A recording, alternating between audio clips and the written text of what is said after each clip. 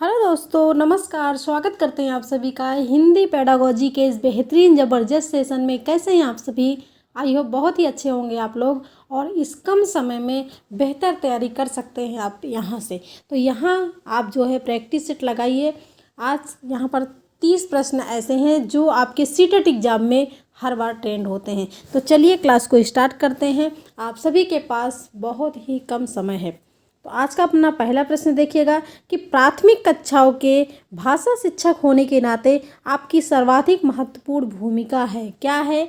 प्राथमिक कक्षाओं की बात की जा रही है, 1 से 5 की बात की जा रही है। तो 1 से 5 का बच्चों के लिए आप एक भाषा शिक्षक हैं और आपकी सर्वाधिक महत्वपूर्ण भूमिका क्या होती है कि बच्चे की भाषाई क्षमता के विकास के लिए तरह तरह के अवसर जुटाना, बच्चों को वाद विवाद के लिए तैयार करना। तीसरा विकल्प है यहाँ पर कि विद्यार्थियों को सर्वाधिक अंक प्राप्त करने के लिए तैयार करना, या फिर कक्षा में पाठ्य पुस्तक का अच्छी तरह से निर्वाह करना। एनसीएफ 2005 क्या कहता है कि बच्चों को पाठ्य पुस्तक से बाहरी जीवन से जोड़िए, यानी कि सिर्फ बच्चों को पाठ्य पुस्तक का ही निर्वाह करने के लिए मत रखिए, उसका जो दैनिक जीवन है उसके दैनिक जीवन से भी जोड़िए। इसलिए यहाँ पर चौथा विकल्प तो भाई कट जाएगा। क्वेश्चन देखिएगा, क्वेश्चन यहाँ पर पॉजिटिव है और पॉजिटिव के साथ हमेशा पॉजिटिव आंसर जाएगा। अंक पत्र की जो अंक प्राप्त की जब बात की जाए, वो चाहे अंक पत्र हो, अंक प्राप्त हो, जब भी ग्रेड लेवल की शिक्षा जो है हो तो तुरंत आपका ऑप्शन कट जाएगा। तीसरा विकल्प भी कट गया। बच्चों को वाद विवाद के लिए तैयार करना, बच्चों को प्रतियोगिता के लिए तैयार करना, ये क्या है भाई? दूसरा विकल्प कट गया।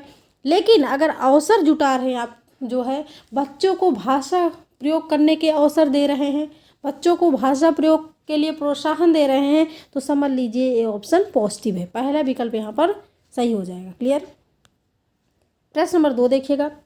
दूसरी कक्षा में पढ़ने वाला रोहित हिंदी की कक्षा में अपनी मातृभाषा में बात करता है, आप क्या करेंगे? दूसरी कक्षा में पढ़ने वाला रोहित, भाई दूसरी कक्षा में पढ़ रहा है तो इसका मतलब बच्चा छोटा है ना। दूसरी कक्षा में पढ़ने वाला रोहित हिंदी की कक्षा में अपनी मातृभाषा में बात करता है, यानी कि मातृभाषा स्थानीय भाषा में वो बात कर रहा है। तो आप क्या करेंगे? आप एक शिक्षक हैं, आप क्या करेंगे? उसकी भाषा को समझने की कोशिश करेंगे, बाकी बच्चों से उसकी भाषा सीखने के लिए कहेंगे, उसे डांटेंगे कि वह कक्षा में मातृभाषा का प्रयोग ना करे, उसे बिल्कुल अनदेखा कर पढ़ाते रहेंगे। आप एक शिक्षक हैं, आपकी बात की जा रही है, आप क्या करेंगे? उसे बिल्कुल अनदेखा कर पढ़ाते रहेंगे? बिल्कुल गलत है भाई। मातृभाषा डांटेंगे, डांटना, दंड देना, सजा देना, ये सारी चीज़ क्या है भाई? ये निगेटिव है। बाकी बच्चों से उसकी भाषा सीखने के लिए कहेंगे, बाकी बच्चों से आप उसकी भाषा सीखने के लिए क्यों कहेंगे? दूसरा विकल्प भी कट गया। अगर बच्चा अपनी मातृभाषा में प्रयोग कर रहा है, बच्चा अपनी स्थानीय भाषा में प्रयोग कर रहा है, तो उसकी भाषा को समझने की कोशिश करेंगे। क्लियर? पहला ऑप्शन यहाँ पर सही हो जाएगा, पहले ऑप्शन के साथ लॉक हो जाएगा। प्रश्न नंबर 3 देखिएगा। पढ़ना सीखने के लिए कौन सा उपकौशल अनिवार्य नहीं है? क्वेश्चन कैसा पूछा गया है? निगेटिव, और निगेटिव के साथ यहाँ पर निगेटिव आंसर लॉक होगा। पढ़ना, अगर आप पढ़ना सीख रहे हैं, आप पढ़ना सीख रहे हैं तो उसके लिए ऐसा कौन सा उपकौशल है जो ज़रूरी नहीं है, अनिवार्य नहीं है? भावनात्मक संबंध, भाई भावनात्मक संबंध तो होना चाहिए। कोई भी चीज़ बच्चा अगर सीखता है तो आत्मबोध तो होना ज़रूरी होता है ना। क्या कैसा है भाई? ये तो पॉजिटिव है पहला। वर्णमाला याद करने का कौशल, अनुमान लगाने का कौशल, भाषा की संरचना की समझ, भाषा की संरचना की समझ भी होनी चाहिए। वर्णमाला याद करने का कौशल, अगर पढ़ना सीख रहे हैं तो वर्णमाला याद करना भाई पड़ेगा। लेकिन आप कहेंगे याद करना, रटना, कंठस्थ करना ये निगेटिव होता है। लेकिन अगर आपको पॉजिटिव में मिल जाए तो क्या करेंगे भाई? पॉजिटिव तो लॉक करना पड़ेगा ना। अनुमान लगाने का कौशल, तो यहाँ पर है उपकौशल अनिवार्य नहीं है, तो तीसरा विकल्प लॉक हो जाएगा क्योंकि यही निगेटिव है। अनुमान लगाने का कौशल अनिवार्य नहीं है। ठीक है?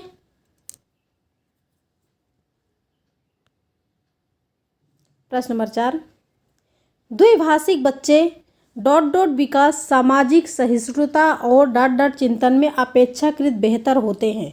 द्विभाषी बच्चे संज्ञानात्मक विकास, सामाजिक सहिष्णुता और सीमित चिंतन में अपेक्षाकृत बेहतर होते हैं। या फिर द्विभाषी बच्चे संज्ञानात्मक विकास, सामाजिक सहिष्णुता और विस्तृत विकास में विस्तृत चिंतन में अपेक्षाकृत बेहतर होते हैं। बताइए क्या होगा? विस्तृत होगा, सीमित होगा, केंद्रित होगा, क्या होगा यहाँ पर? तो देखिए सबसे पहले तो संज्ञानात्मक होगा। द्विभाषी बच्चे जो होते हैं वो संज्ञानात्मक विकास में, सामाजिक सहिष्णुता में और विस्तृत चिंतन में अपेक्षाकृत बेहतर होते हैं। दूसरा ऑप्शन यहाँ पर सही हो जाएगा, सीमित नहीं, विस्तृत। ठीक है। प्रश्न नंबर 5, भाषा और विचार के संबंधों की चर्चा में अग्रणी कौन सा है? भाषा और विचार, या आप कह लीजिए भाषा और विचार से संबंध कौन रखते हैं भाई? चॉम्स्की रखते हैं। चॉम्स्की साहब कहते हैं कि बच्चों में भाषा सीखने की जन्मजात क्षमता होती है। भाषा सीखने की उनके मस्तिष्क में जन्मजात क्षमता होती है। ठीक है, तो इसलिए यहाँ पर तीसरा विकल्प सही हो जाएगा। प्रश्न नंबर 6, भाषा सीखने का उद्देश्य है। क्या उद्देश्य है? प्रत्येक स्थिति में भाषा का प्रयोग कर पाना, आदेश निर्देश दे पाना और सुन पाना, दूसरों की बातों को समझ पाना, अपने मन की बात कह पाना। भाषा सीखने का उद्देश्य क्या है भाई? दूसरों की बातों को समझ पाना, भाई ठीक है। अपने मन की बात कह पाना, ये भी ठीक है। आदेश निर्देश तो कट जाएगा। प्रत्येक स्थिति में भाषा का प्रयोग कर पाना, लेकिन अगर आप भाषा सीख रहे हैं, आप खुद भाषा सीख रहे हैं, तो उसका सबसे ज़्यादा जो उद्देश्य है, इम्पॉर्टेंट है, वो है कि प्रत्येक स्थिति में अपनी भाषा का प्रयोग कर पाना। दूसरों के सामने आप जो कहना चाहते हो वो कह सको, यही होता है भाषा सीखने का उद्देश्य। ठीक है, पहला ऑप्शन। प्रश्न नंबर 7, बच्चों के भाषाई विकास में समाज की महत्वपूर्ण भूमिका होती है। यह विचार किसका है? जब बात किसकी की जाए? समाज की बात की जाए। ठीक है, सोशल इंटरेक्शन की बात की जाए, सामाजिक अंतःक्रिया की बात की जाए, सामाजिक सांस्कृतिक सिद्धांत की बात की जाए, समाज के उपकरणों की बात की जाए, तो आप किसको लॉक करेंगे भाई? बच्चों के भाषाई विकास में समाज की महत्वपूर्ण भूमिका होती है, यह विचार किसका है? पियाजे तो नहीं बोलेंगे। पियाजे क्या बोलते हैं? जीन पियाजे बोलते हैं कि बच्चों का जो विकास होता है वो अवस्था के दौरान घटित होता है। ठीक है, तो यहाँ पर हो जाएगा आपका वाइगोस्की। चौथा ऑप्शन सही हो जाएगा, वाइगोस्की के साथ चला जाएगा। प्रश्न नंबर 8, प्राथमिक स्तर पर विद्यार्थियों के भाषा शिक्षण के संदर्भ में कौन सा कथन सही है? पॉजिटिव के साथ पॉजिटिव आंसर लॉक होगा। सतत रूप से की जाने वाली टिप्पणियाँ एवं अनवरत अभ्यास भाषा सीखने के लिए रुचि उत्पन्न करते हैं। बच्चे समृद्ध भाषिक परिवेश में सहज रूप से स्वतः भाषा में सुधार कर सकते हैं। ठीक है भाई, पॉजिटिव है। बच्चों की भाषाई संकल्पनाओं और विद्यालय के भाषाई परिवेश में विरोधाभासी भाषा सीखने में मदद करते हैं। विरोधाभासी गलत है भाई। बच्चे भाषा की जटिल और समृद्ध संरचनाओं का ज्ञान विद्यालय में ही अर्जित करते हैं, ऐसा तो भाई गलत है। क्या बच्चे विद्यालय से ही भाषा सीखते? बिल्कुल नहीं सीखते। लेकिन यहाँ पर क्या सही होगा, पहला या दूसरा?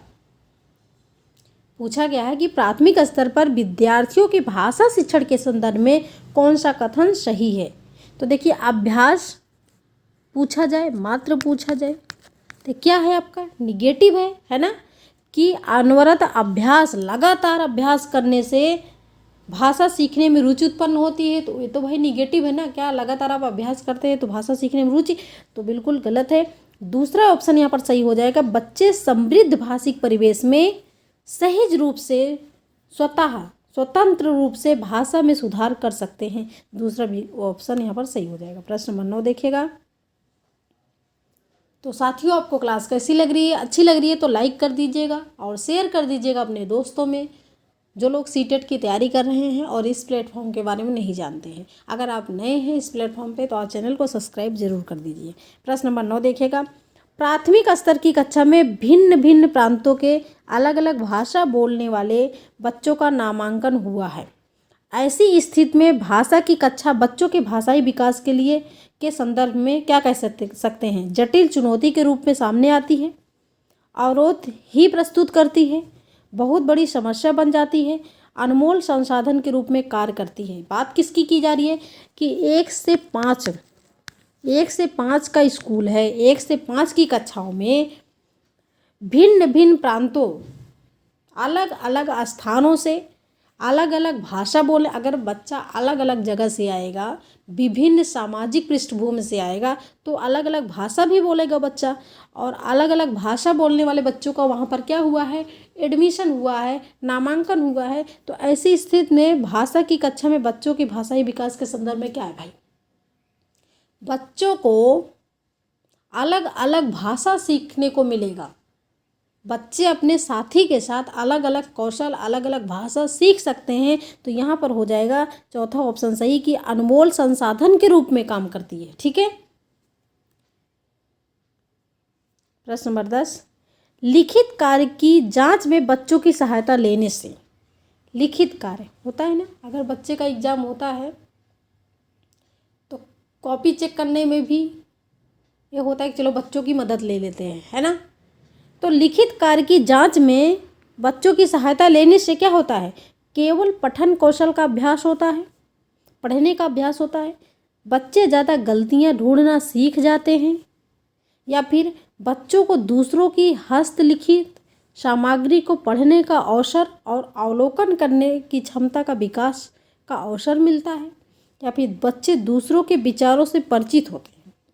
बच्चे दूसरों के विचारों से तो परिचित होंगे, ठीक है, ये पॉजिटिव है ना।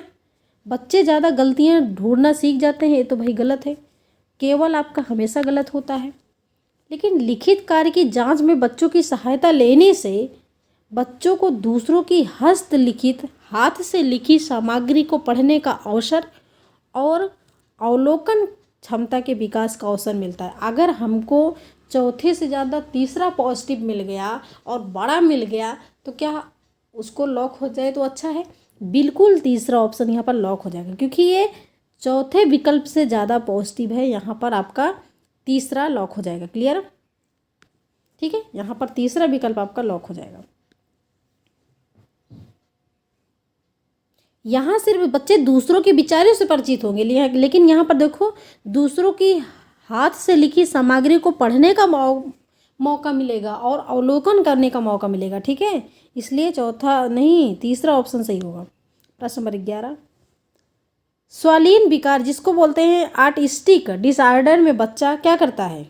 स्वालीन विकार किसको बोलते हैं, आत्मविमोह।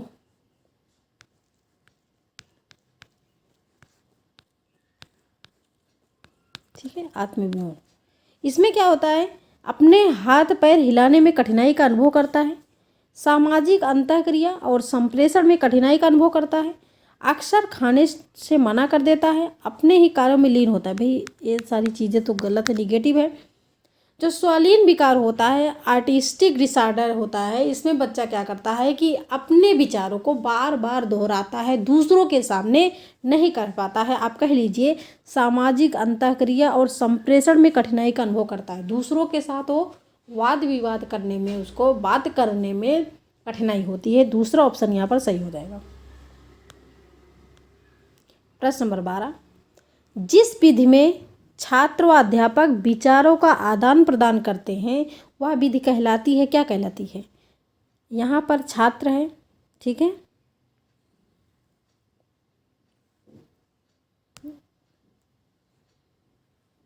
और यहाँ पर क्या है, बच्चा। अगर वो अपने विचारों का क्या कर रहे हैं भाई, अपने विचारों का आदान प्रदान कर रहे हैं, आदान प्रदान अपने अपने विचारों का हो रहा है, ठीक है, इसका मतलब एक दूसरे से बात कर रहे हैं, तो ऐसी विधि क्या कहलाएगी, प्रश्नोत्तर विधि कहलाएगी, निगमन विधि कहलाएगी, विचार विमर्श विधि कहलाएगी, प्रयोजना विधि कहलाएगी, क्या कहलाएगी। बच्चा अपने विचारों का आदान प्रदान हो रहा है, ठीक है।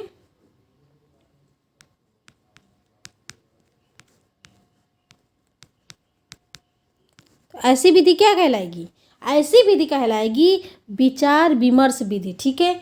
दूसरा ऑप्शन नहीं, तीसरा होना चाहिए, तीसरा ऑप्शन यहाँ पर सही हो जाएगा। क्लियर। विचार भी, इसका मतलब क्या हो रहा है, अध्यापक व छात्र एक दूसरे से विचार विमर्श कर रहे हैं।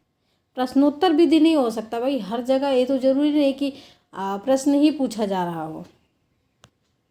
प्रश्न नंबर 13, शिक्षण की डॉट डॉट डॉट उस विधि को कहते हैं जिसमें सामान्य से विशिष्ट अथवा सामान्य नियम से विशिष्ट उदाहरण की ओर आगे बढ़ जाता है। आप कह लीजिए एक शब्द में कि नियम से उदाहरण की ओर, उदाहरण की ओर। जब नियम से उदाहरण की बात करी जाती है यहाँ पर, तो इसका मतलब क्या हो जाता है, निगमन विधि। आगमन विधि में क्या होता है, उदाहरण से नियम की ओर, और निगमन विधि में नियम से उदाहरण की ओर। ठीक है। प्रश्न नंबर 14, वर्तनी शिक्षण के लिए निम्नलिखित में से कौन सा अभ्यास सर्वाधिक महत्वपूर्ण है। अगर बच्चे की वर्तनी ठीक नहीं, बच्चा बोलते समय त्रुटि कर रहा है, उसकी वर्तनी ठीक नहीं है, तो निम्नलिखित में से कौन सा अभ्यास आप कराएंगे कि जिससे बच्चे की वर्तनी ठीक हो जाए। सुलेख लिखवाएंगे। सुलेख तो भाई क्या होता है, जो घर से लिख के आया जाता है, तो क्या उसमें वर्तनी ठीक हो सकती है। श्रुत लेख लिखाएंगे, जो सुनकर लिखते हैं बच्चे, अगर सुनकर लिखते हैं तो क्या बच्चों की वर्तनी ठीक हो सकती है। अनुलेख होगा, ठीक है, या फिर इनमें से कोई नहीं, तो यहाँ पर सुलेख तो गलत हो गया। ठीक है। यहाँ पर के नंबरिंग मिस्टेक हो गई है, दूसरा ऑप्शन सही हो जाएगा, श्रुत लेख। श्रुत लेख में क्या करेगा, बच्चा पहले सुनेगा, सुनकर लिखना। ठीक है। बच्चा सुनकर अगर लिखेगा तो सुनेगा, तो उससे उसकी वर्तनी ठीक हो जाएगी। क्लियर। दूसरा ऑप्शन। प्रश्न नंबर 15, विशेष क्षमता वाले बच्चों की कक्षा में लेखन कौशल के अभ्यास के लिए महत्वपूर्ण क्या है। विशेष क्षमता वाले, विशेष यानी कि विशिष्ट क्षमता वाले बच्चों की कक्षा में लेखन कौशल के अभ्यास के लिए महत्वपूर्ण क्या है। विचारों की मौलिकता, शुद्ध वर्तनी का प्रयोग, अलंकारिक भाषा का प्रयोग, अक्षरों की सुंदर बनावट। क्या होगा। विशेष बच्चा क्या भाई, विशेष है, विशिष्ट है। विशेष क्षमता वाले बच्चों की कक्षा में लेखन कौशल के अभ्यास आप कराना चाहते हैं, लेखन कौशल का अभ्यास कराना चाहते हैं, उसके लिए महत्वपूर्ण क्या है। अलंकारिक भाषा का प्रयोग, कि बच्चा हर स्थिति में भाषा का प्रयोग कर सके। यहाँ पर लेखन की बात की जा रही है। ठीक है। या फिर अक्षरों की सुंदर लिखावट बनावट नहीं, जो डिपेंड करती, शुद्ध वर्तनी का प्रयोग हो सकता है बच्चा ना करे, कर भी सके, इतना इम्पोर्टेंट नहीं है। अलंकारिक भाषा का प्रयोग, और पहला ऑप्शन और तीसरे में आपको बताना है कि सबसे ज़्यादा पॉजिटिव क्या होगा।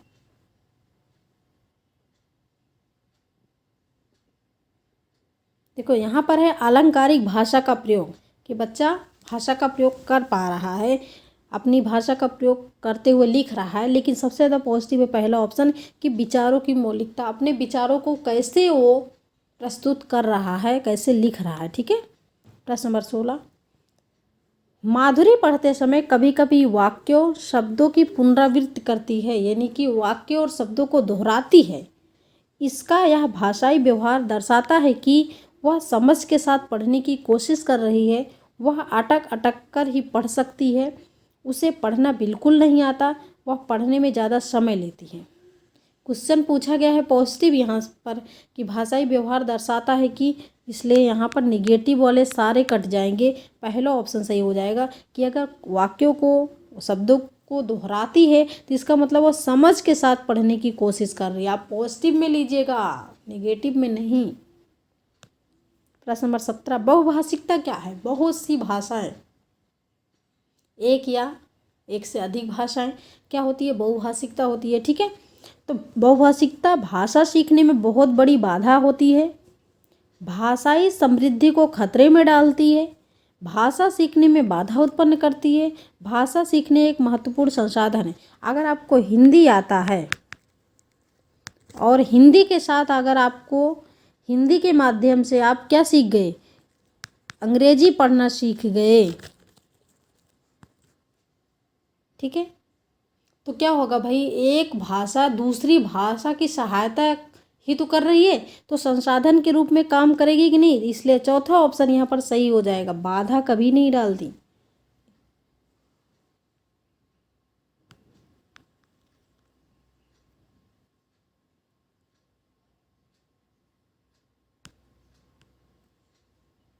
आगे देखिएगा प्रश्न नंबर 18।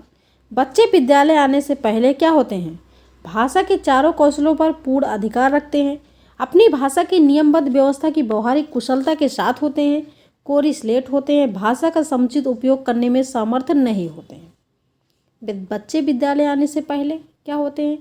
निगेटिव यहाँ पर है इसलिए कट गया। कोरी स्लेट होते हैं कि बच्चे को कुछ नहीं आता विद्यालय आने से पहले। क्या बच्चा 3 साल 2.5 साल का बच्चा कुछ बोल नहीं पाता? बिल्कुल बोल पाता है, तो कोरी स्लेट तो नहीं होते हैं। भाषा के चारों कौशलों पर पूर्ण अधिकार रखते हैं कि बच्चे को भाषा के चारों कौशल आता है, सुनना, बोलना, पढ़ना, लिखना, चारों कौशल तो नहीं आता होगा, इसलिए यहाँ पर पहला ऑप्शन। दूसरा ऑप्शन सही हो जाएगा कि बच्चा विद्यालय आने से पहले अपनी भाषा की नियमबद्ध व्यवस्था की व्यवहारिक कुशलता के साथ होते हैं कि अपनी बात वो अपनी भाषा में आपके सामने प्रस्तुत कर सकते हैं। ठीक है। प्रश्न नंबर 19। भाषा का प्राथमिक रूप क्या है? सबसे पहले बच्चा कैसे सीखता है? भाषा का प्राथमिक रूप पूछा जा रहा है। सांकेतिक, व्याकरणिक, लिखित, मौखिक। सबसे पहले बच्चा, बात कर लीजिए आपकी शैशवावस्था की, ठीक है, जब उसकी एज वो छोटी फर्स्ट स्टेज, तो उसमें बच्चा ना तो उसको व्याकरण का ज्ञान होगा, ना तो लिखित भाषा का ज्ञान होगा, मौखिक में इतनी जल्दी बोल नहीं सकता, लेकिन वो संकेतों के द्वारा जो है अपनी बात को बता सकता है। अगर उसको भूख लगी है तो रोएगा, ठीक है, इसका मतलब कि वो संकेत कर रहा है। पहला ऑप्शन सही हो जाएगा। प्रश्न नंबर 20। सापेक्ष का विपरीत तार्थक शब्द है। सापेक्ष का उल्टा क्या होता है? विपरीत शब्द। सापेक्ष का उल्टा क्या होता है भाई?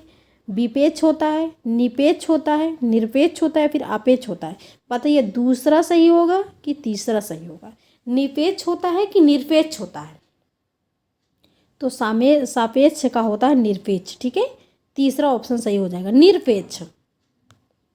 ये पैराग्राफ के प्रश्न है। प्रश्न नंबर 21। कर्मफल में कौन सा समास है? कर्मफल, सबसे पहले तो पूछा जा रहा है समास की कर्मफल में कौन सा समास है, ठीक है।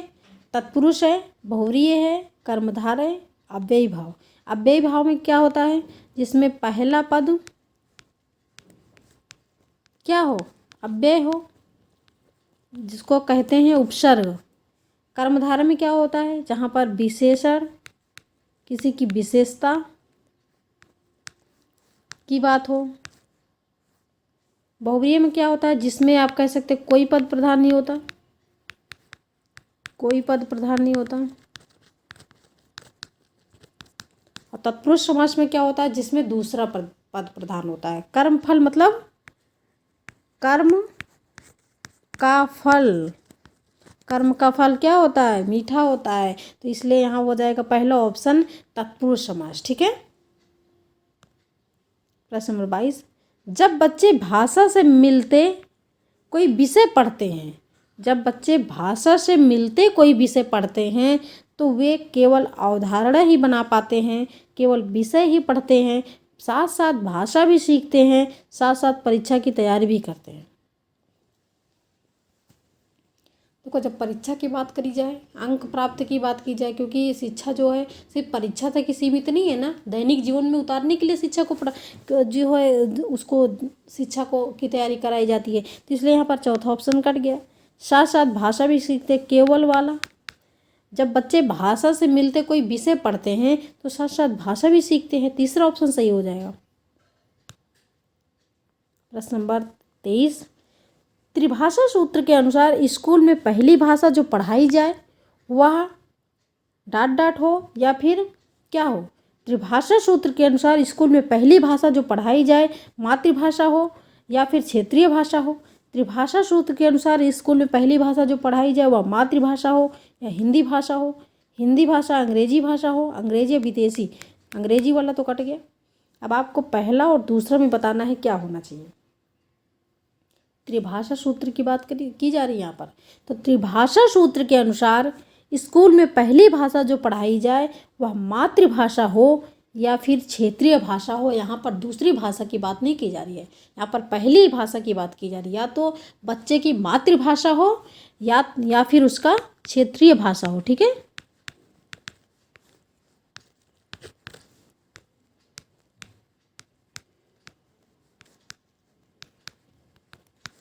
क्लियर।